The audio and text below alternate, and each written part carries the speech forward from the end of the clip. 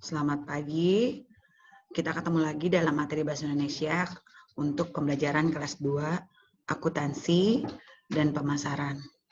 Pagi ini kita akan membahas materi Bahasa Indonesia tentang teks eksplanasi.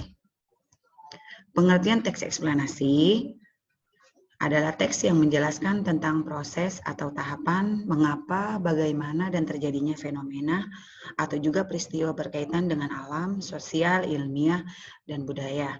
Teks eksplanasi banyak ditemukan di buku-buku sains, geografi, dan sejarah. Itu adalah teks penyusunan teks eksplanasi tentang menganalisis informasi teks eksplanasi. Dasar tujuan teks eksplanasi menjelaskan fenomena yang terjadi, menjelaskan sebab akibat satu peristiwa, menjelaskan besarnya dampak peristiwa. Karakteristik yang membedakan dengan jenis teks eksplanasi, semua informasi berdasarkan fakta tanpa tambahan opini penulis, topik yang dibahas berhubungan dengan ilmiah, jenis teksnya bersifat informatif, penjelasannya menggunakan square markers seperti pertama, kedua, dan ketiga. 4. Jenis teks eksplanasi sebagai berikut. Teks eksplanasi sketural adalah teks eksplanasi kausal, teks eksplanasi teoritis, teks eksplanasi faktorial.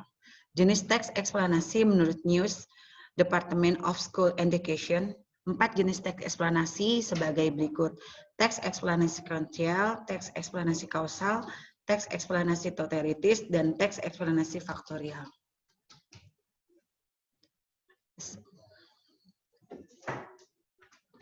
B. Menganalisis struktur dan kebahasaan teks eksplanasi. Teks eksplanasi terdiri atas pernyataan umum, urutan sebab akibat, interpretis.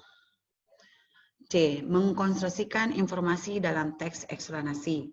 Dapat dilakukan, dapat menceritakan kembali atau memberi tanggapan terhadap teks tersebut berupa pengetahuan, urutan kejadian, tanggapan logis dan sesuai dengan teks, kritik atau kecaman atau suatu keadaan dan perilaku berupa kegiatan. Yang D. Menyusun teks eksplanasi. Langkah-langkah menyusun. 1. Menentukan topik yang dikembangkan menjadi teks eksplanasi.